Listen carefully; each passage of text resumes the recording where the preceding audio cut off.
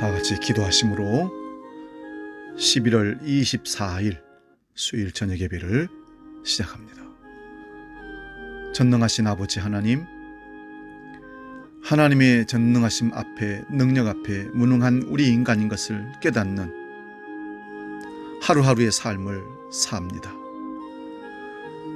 늘 하나님 앞에 겸손하게 살겠다고 다짐하고 또 다짐하지만 무너지고 넘어지는 우리의 모습들을 보면서, 인간의 모든 계획과 실행을 보면서 하나님 앞에 부끄러운 우리의 모습을 고백하며 나아갑니다. 오늘도 하루의 삶 속에 얼마나 하나님 없는 삶을 살았는지를 돌아보게 됩니다. 이 밤에 마음에 무릎 꿇고 나아가는 모든 주의 백성들이 하나님 앞에 겸손하게 하시고 자복하게 하여 주셔서 참된 회개와 함께 새롭게 빚어지는 역사를 경험하는 이 밤이 되게 하여 주시옵소서. 마음에 무릎을 꿇고 나아가는 한 사람 한 사람들을 기억해 주시고, 그들의 마음속의 깊은 곳의 간구가 주의 뜻에 부합한 아름다운 기도의 열매로 응답되어 하나님께 영광 돌릴 수 있도록 만나주시고 채워주시고 함께하여 주시옵소서. 이 밤에도 찬양하며 기도하며 간구하며 나아가고 하나님의 놀란 뜻을 구할 때 말씀하여 주시고 우리 삶의 신앙의 결단이 일어날 수 있도록 성령으로 충만케 역사하여 주시옵소서. 주님의 뜻을 구하며 예수님의 이름으로 기도하옵나이다. 아멘.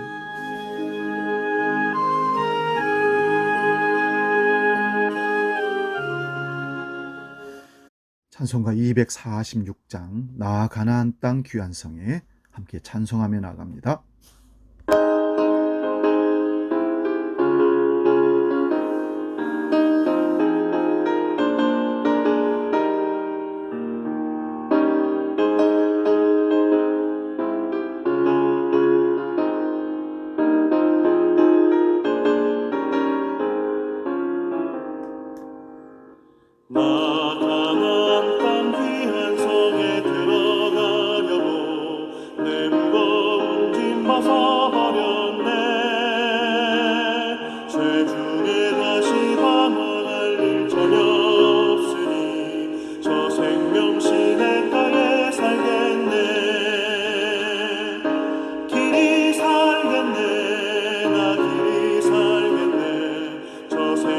시냇가에 살겠네.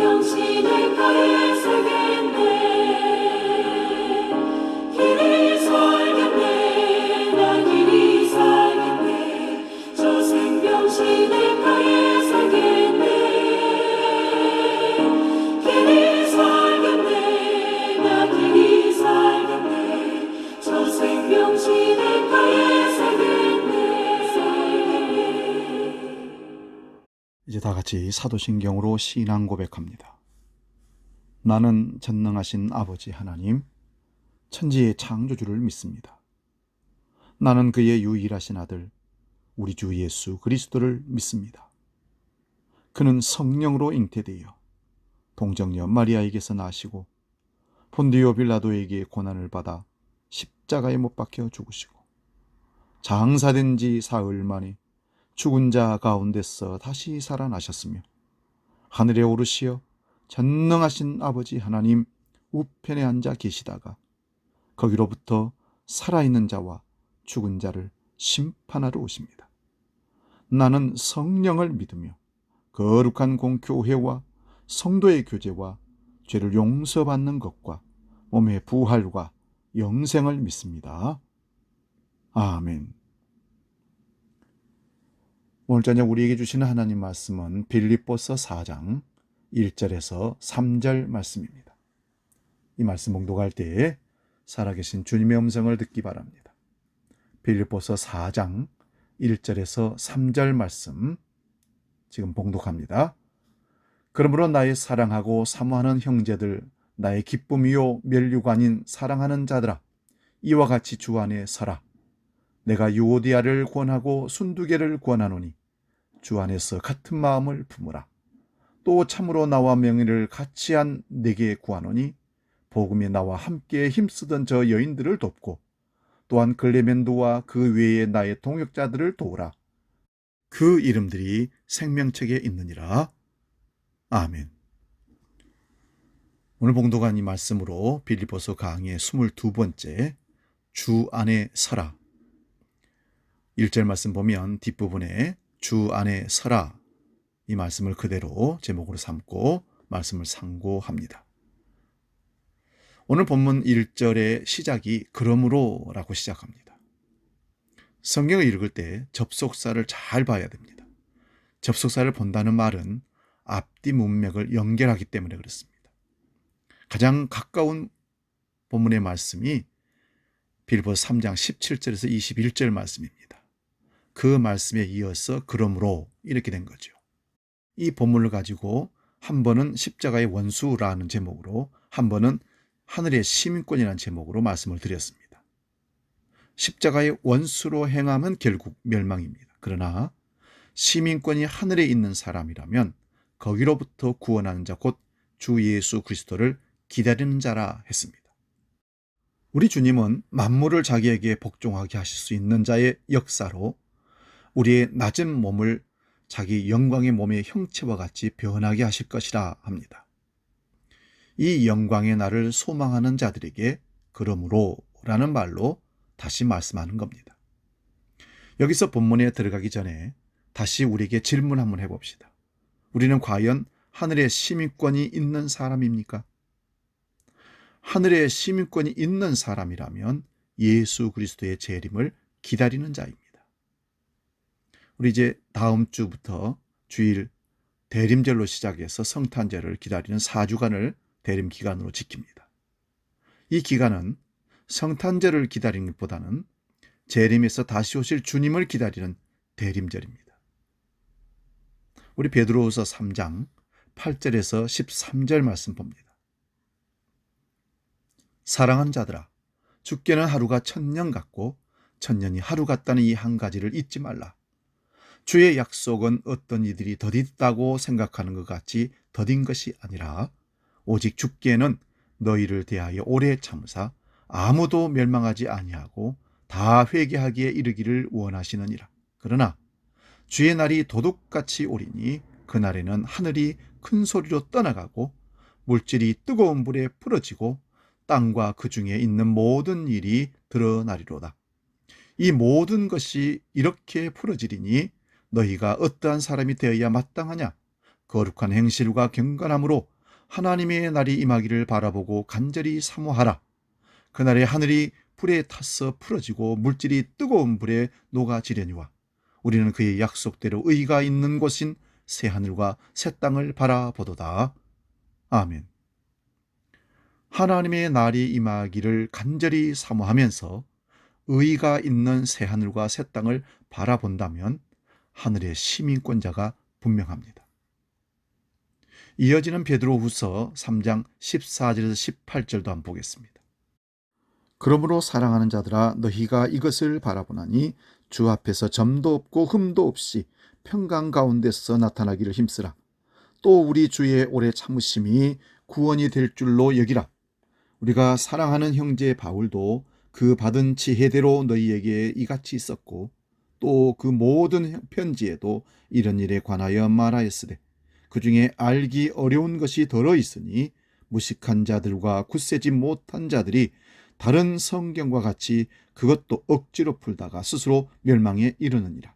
그러므로 사랑하는 자들아 너희가 이것을 미리 알았은즉 무법한 자들의 미혹에 이끌려 너희가 굳센 데서 떨어질까 삼가라.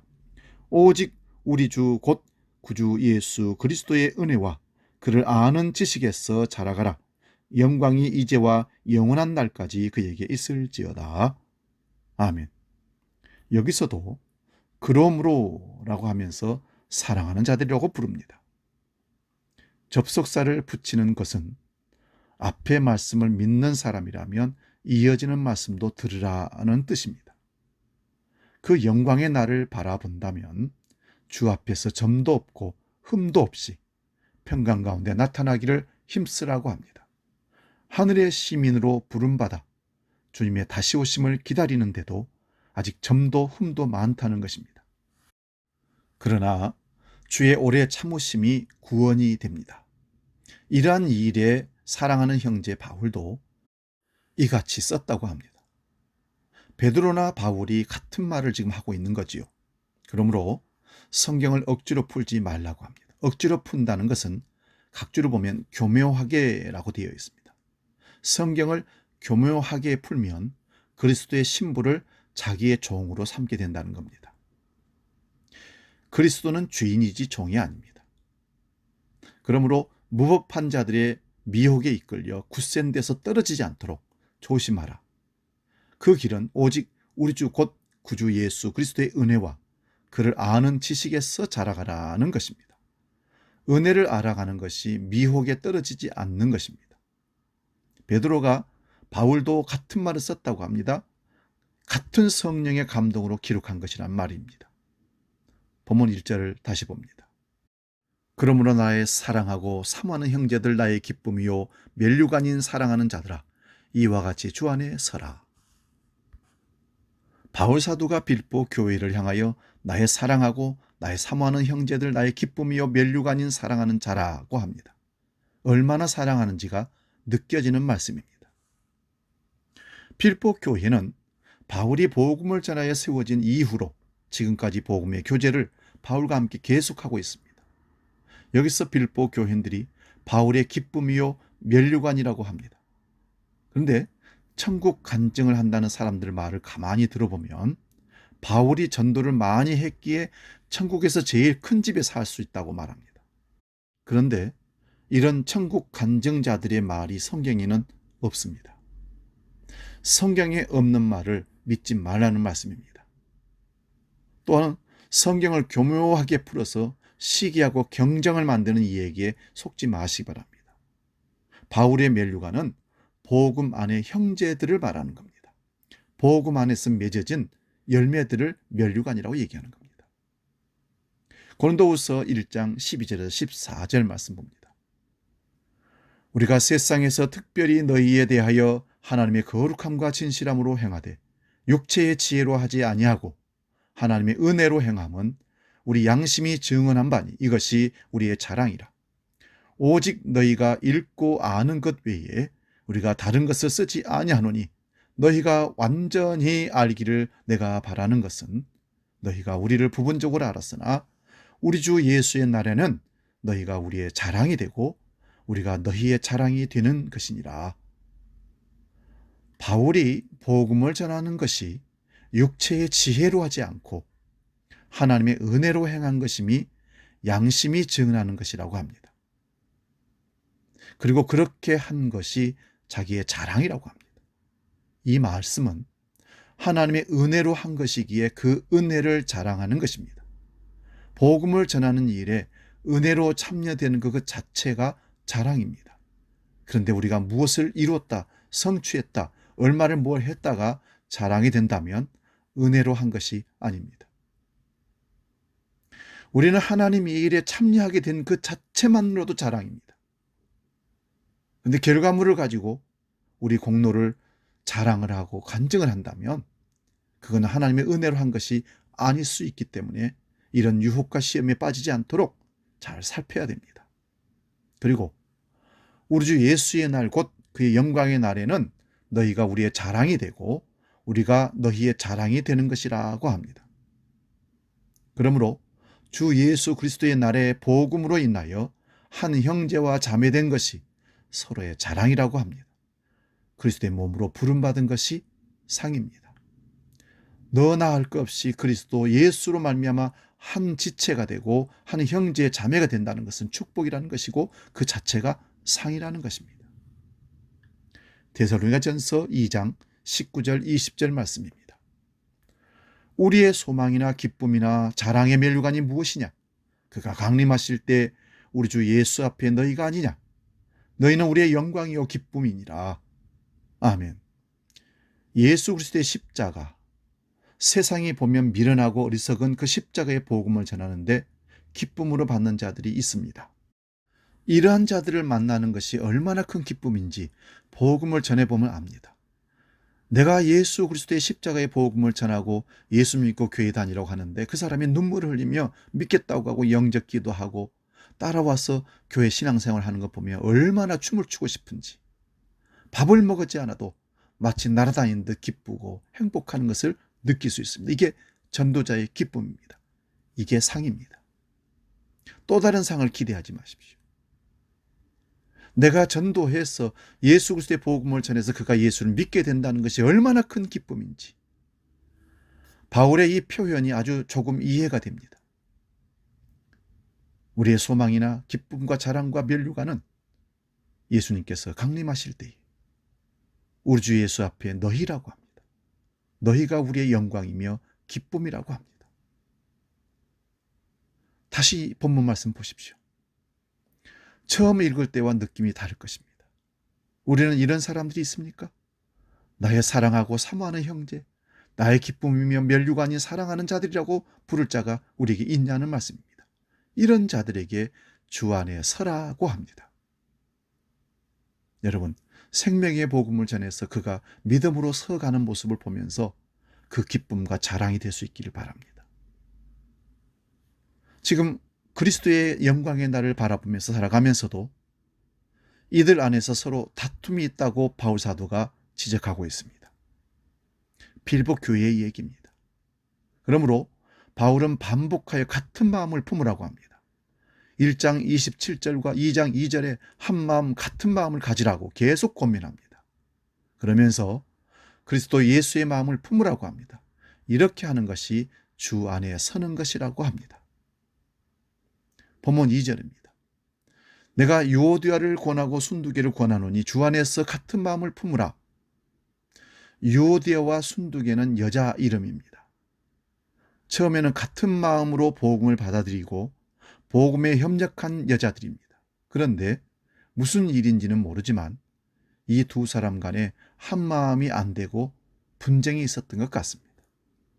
그 내용은 이 편지를 받는 빌보 교인들은 잘 알고 있는 내용일 것입니다. 그러나 우리는 잘 모르죠. 빌립보서 2장 1, 2절을 보면 그리스도 안에서 권면, 사랑, 위로, 성령의 교제, 공율과 자비가 있을 때에 한 마음과 한 뜻을 품으라고 합니다. 그리스도 안에서 좋은 교제가 있음에도 다툼이 일어날 수 있기에 같은 마음을 품으라고 합니다. 그러므로 유오디아와 순두개에게 한 마음을 품으라고 한 것입니다. 한 마음을 품는 일은 주 안에서만 가능한 일입니다. 그래서 1절에서 주 안에 서라고 하면서 2절에서는 주 안에서 같은 마음을 품으라고 합니다. 이런 모습이 주 안에 서는 것입니다. 본문 3절입니다. 유오디아와 순두개에게 주 안에서 한 마음을 품으라고 말하고 그리고 나서는 한 무명의 사람에게 또 부탁합니다. 이 무명의 사람은 바울과 함께 참으로 멍에를 같이 한 사람이라고 합니다. 멍에는 소가 논이나 밭을 갈 때 두 마리 소가 한 멍에를 메고 힘을 같이 하여 밭을 가는 모습이 멍에를 메는 것입니다. 복음을 전하는 일에 바울과 신실하게 동역한 사람에게 부탁하기를 이 여인들을 도우라고 합니다. 이 여인들이란 유오디아와 순두계를 말하는 겁니다. 그뿐만 아니라 글레멘드와 그 외의 나의 동역자들을 도우라고 합니다. 바울이 이 복음을 전하는 일에 동역한 자들이 많았습니다. 그러므로 바울과 함께 복음 전하는 일에 동역한 여러 사람들을 도우라고 하면서 유오디아와 순두계도 도우라고 합니다. 저는 유오디아와 순두계를 보면서 1여전도회, 2여전도회가 교회 안에서 선교비를 선교사들에게 보내게 되는데, 유오디아는 한 사람에게 선교비를 다 보냅시다, 그렇게 얘기하고, 순두계는 선교사를 또 하나 찾아서 그 사람에게 절반을 보냅시다. 공통점은 선교비를 보내자는 것인데, 한 사람에게 보낼 것인가, 두 사람에게 보낼 것인가, 이런 다툼이 교회에서 있을 수 있습니다. 미워서가 아니라 한 가지 일을 목표를 가지고 두 의견이 나올 수 있습니다. 사도행전에 보면 바울 사도와 바나바가 선교 동역을 할 때 1차 선교 여행에서 말미에 분쟁이 일어나서 결국 2차 선교 여행에서는 바울은 실라와 함께 떠나고 바나바는 마가와 함께 떠났다고 기록하고 있습니다. 교회 안에서 이런 일이 일어날 수 있다는 겁니다. 한때는 두 사람이 같은 마음으로 복음에 동역했는데 무슨 일인지 두 사람이 지금 한 마음이 되지 못하고 있습니다. 우리 안에서도 얼마든지 이럴 수가 있습니다.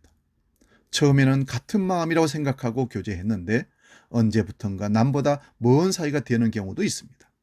전에는 같은 복음이라고 함께한 기뻐한 사람들이 지금은 마음이 소원해진 사람들이 있습니다. 왜 그럴까요? 복음의 방향성이 완전히 다르다면 모르겠지만 그렇지 않은데도 소원해지는 경우가 있습니다. 이런 모습은 저도 그렇지만 진리의 문제보다는 자신의 감정적인 문제와 자기 주장으로 인하여 다투는 것이 훨씬 많기 때문에 이런 모습이 나타납니다. 자기 감정에 너무 충실하다 보면 복음의 진리를 거스르는 수가 있습니다.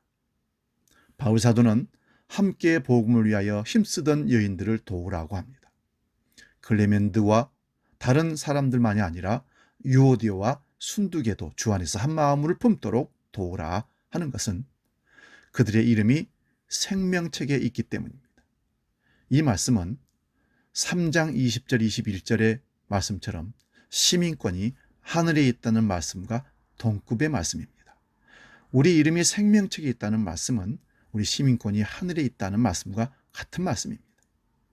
시민권이 하늘에 있는 사람이라면 거기로부터 구원하는 자 주 예수 그리스도를 기다리는 사람입니다.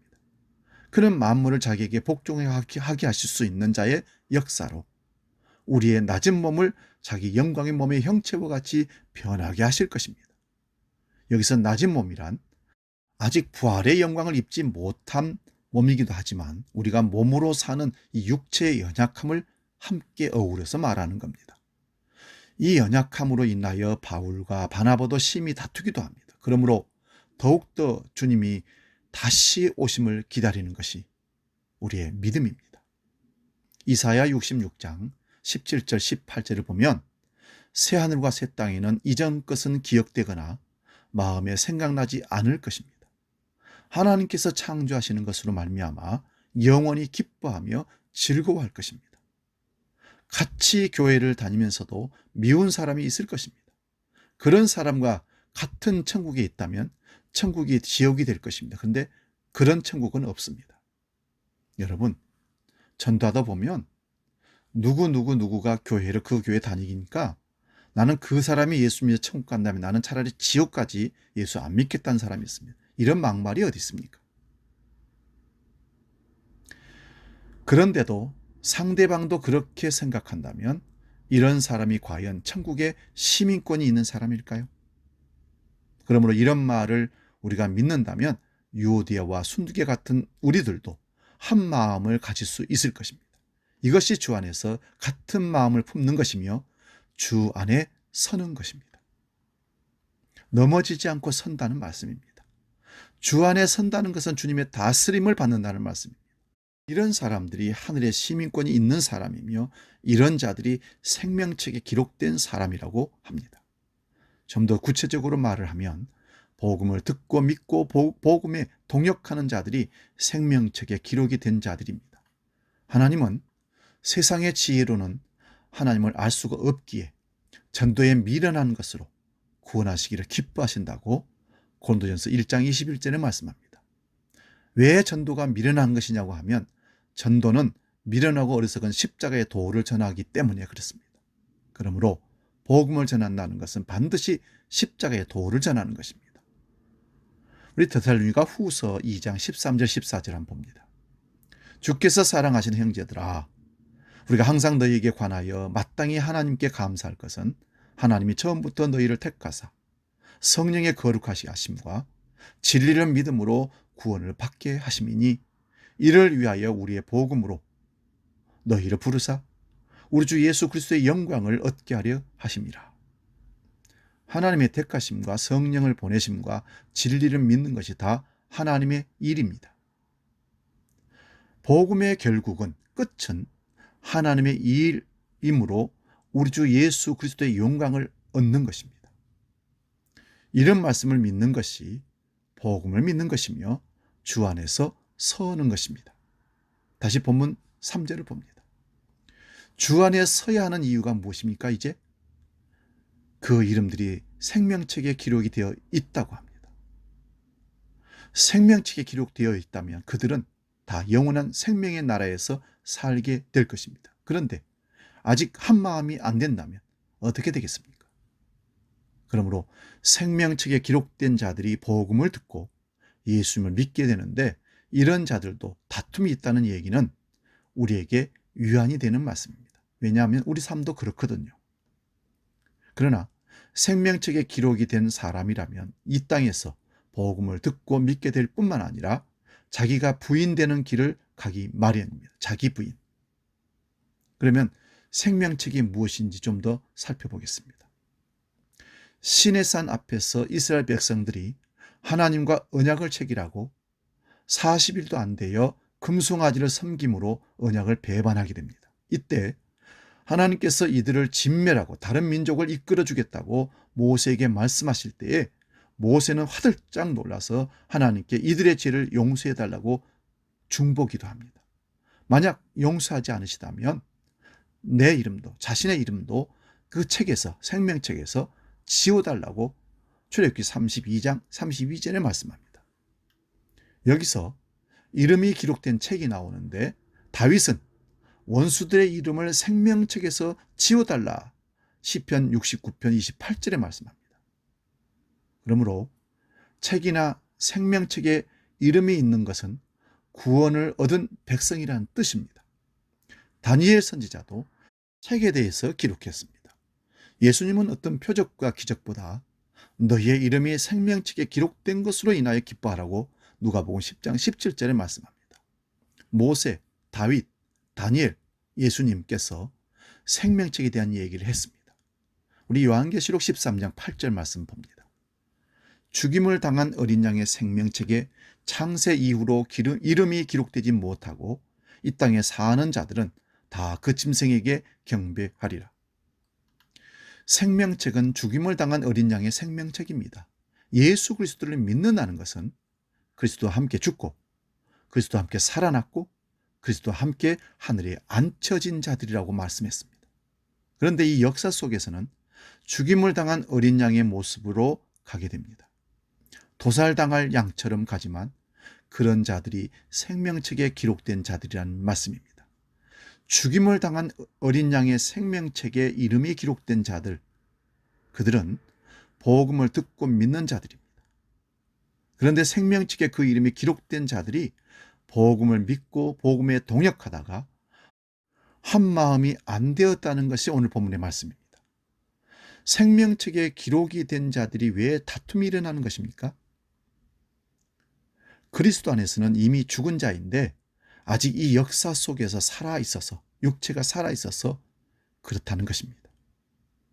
아직 자기 주장이 남아있기 때문에 자기 주장을 자기 감정을 표현하다 보니 서로의 마음의 상처가 일어나서 교회에서 분쟁이 일어나는 것입니다.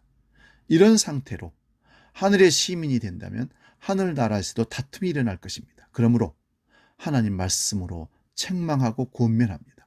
이것이 돕는 것이며 주 안에 서게 하는 것입니다. 바울 사도가 빌립보 교회를 지금 책망하고 권면하는 것이죠. 주 안에 서도록 말입니다. 유다서 1장 20절 23절 말씀 봅니다. 사랑하는 자들아, 너희는 지극히 거룩한 믿음 위에 자신을 세우며 성령으로 기도하며 하나님의 사랑 안에서 자신을 지키며 영생에 이르도록 우리 주 예수 그리스도의 궁유를 기다리라. 어떤 의심하는 자들을 궁일히 여기라. 또 어떤 자를 불에서 끌어내어 구원하라.